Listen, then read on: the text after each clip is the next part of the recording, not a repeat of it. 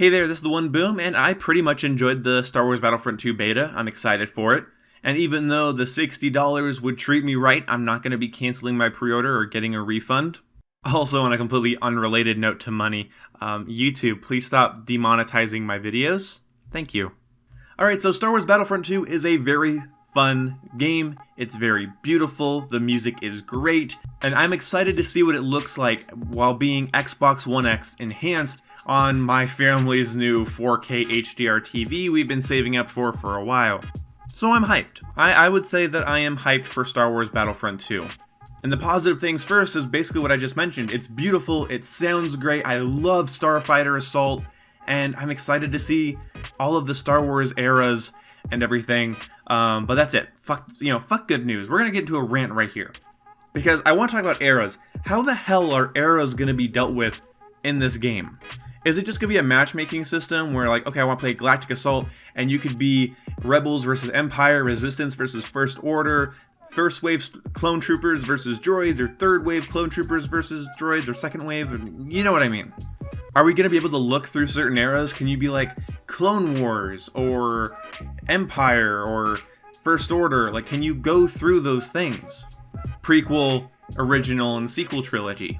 Can you go by movie? Can you be like, okay, I want to battle on Camino, and I want to battle as a first wave clone trooper. Okay, so Attack of the Clones, and Revenge of the Sith. Can you do that by movie? So you just go like Rogue One and only play on like Scarif and above the big shield gate. Actually, I do not think Scarif is a thing in Battlefront 2.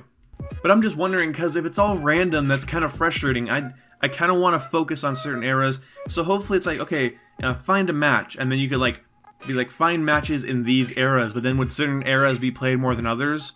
I don't know, I don't think so. I think there's definitely room for, especially after the new movie comes out, I feel like people are going to want to play First Order versus Resistance almost just as much as, clones versus droids, Republic versus Separatists. So hopefully there's a good system that's intuitive so I can go between different eras and different time periods of Star Wars. Because part of the fun of a good Star Wars game is watching one of the Star Wars movies, getting in the mood, and then going and kind of reenacting those battles online. But that's speaking strictly as a Star Wars nerd. Let's focus on something more gameplay related. And that is the complete lack of an FOV slider. I'm pretty sure my friend on PC said that there's no FOV slider on PC either. It's stuck at 56, and that's bullshit. Battlefield 1 requires way more processing power, it requires way more GPU power, it is a way heftier game, and yet on my Peasant Box 1, probably the lowest spec thing you can play Battlefield 1 on, I can move the FOV all the way up to the point that it looks nauseating. So why don't I have a field of view slider for Battlefront 2, a game that actually ends up using less graphical and processor power? And that's just due to the fact that there's less players, it's 20 versus 20 instead of 32 v 32, and there aren't these physics-based destruction elements that are everywhere. And especially when I play it on an Xbox One X, I'm gonna feel like, hey, I should be able to adjust my field of view. If I can do it in Doom, if I can do it in Battlefield, I want it everywhere. In fact, I'm kind of mad that Call of Duty World War II doesn't have it, but it has a way wider field of view by default when compared to Battlefront 2. So I hope Battlefront 2 gets an FOV slider on console and of course on PC. I have no idea why it's not there. There's no reason for that, I don't think. Maybe there's a really complex technical reason that it's not there, but it should be there. The next thing I mentioned in a whole other video, so I'm going to keep it brief, but it's about the combat problems and movement problems. Players in this game have too much health, weapons don't do enough damage, and they're not accurate enough, they are completely unintuitive, and I don't want them to be easy, I just want them to be intuitive and responsive and not feel clunky. Killing people in Battlefront 2's on-foot combat is very inconsistent, and that's not okay. In my mind, it's not a connection thing either, even just playing the arcade mode, everything seems to take one more shot than I think it should. Which would be okay if the guns were very accurate and dealt a decent amount of damage per second. But they don't. I'm okay with long time to kill games as long as the weapons are as powerful as the players have health. That sentence really fucking sucked. If the players have a lot of health, the weapons need to be very powerful and intuitive.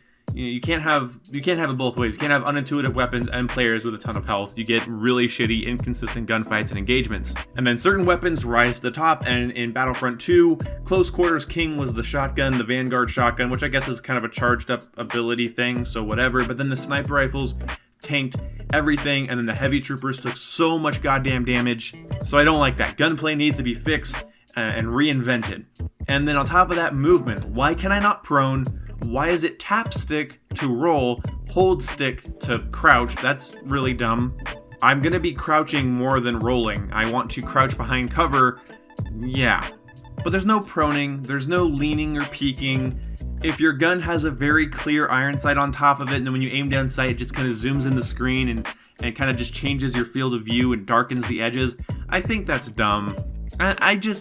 I'm tired of that. I dealt with that with so many like free-to-play shooters and stuff.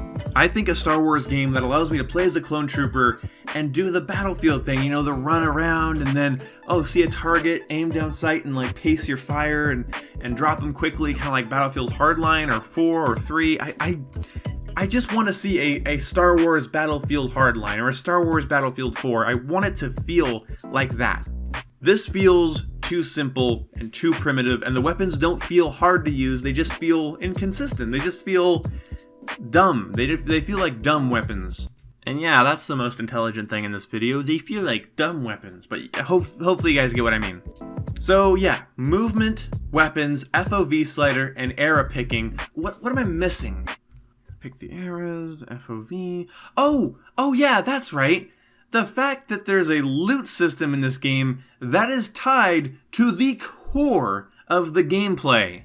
This game is a competitive player versus player experience, and yet the abilities that you do or do not have is in the balance of the force, literally based on whether or not you're going to get those abilities. It is stupid. Everything is RNG in this game. Now in a game like Destiny, I'm okay with grinding, getting a ton of tokens, turning them in at a vendor, and then them giving me the chance on something I want. There's something about that in Destiny that just seems right, especially since I'm not fighting real people.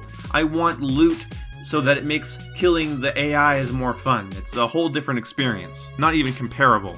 But the idea, the concept that somebody might have an ability or a star card that I do not have, and that I could play for weeks and never get it, concerns and bothers me, as it should you. And I mean that. And now I'm not trying to make this out to be some dark conspiracy, EA's a money whore. They're just trying to do what every other company's doing. They're trying to make money, they're trying to peddle this RNG system that's making a shit ton of money. But I think this time it's gone too fucking far. We're not talking about weapon variants, like, this weapon has increased ammo, or this weapon fires a vertical column of 7 bullets, like in Infinite Warfare. We're not talking about weapon skins, like Counter-Strike or Battlefield 1. We are not talking about character skins, like Overwatch. We are talking about the abilities that you do or do not have in combat being literally up to an RNG system. I don't blame companies for using RNG, but when I go to play your beta of a competitive AAA shooter and it feels outdated, it feels like all the concepts are not properly fleshed out, and I have more concerns than reassurances, and within that beta, you are pushing a random drop system. How am I supposed to feel about that? Like, imagine if the Call of Duty World War II beta was riddled with problems. And I don't just mean optimization on PC or this gun was too powerful. That shit, Call of Duty developers can fix that. Hope so. But can you imagine if all of those were there and then during the beta it's like, we've turned on supply drops. You want supply drops? If you get enough keys, open a supply drop. And no, I don't think supply drops ruin a game, but they can't be directly tied to the gameplay. And the more tied to the gameplay supply drops are, they have to be more easily obtained. You cannot have difficult or randomly obtained drops that have so much weight on what you have or what you don't have. I should be able to pick the Galactic Empire as the era in Battlefront 2, go to Starfighter Assault, hop into an X-Wing, use it to take out other TIE fighters, TIE interceptors, TIE bombers, and other Imperial bullshit, and getting those kills should fill up a bar. that bar should give me more abilities for my X-Wing. If I am a proficient pilot with the X-Wing, or the Y-Wing, or the TIE Bomber, or the Hydra class bomber, whatever, if I'm proficient in it, I should be able to unlock abilities. Fuck! I'm trying to kind of keep my voice down, but for fuck's sake, like, that's how it should be.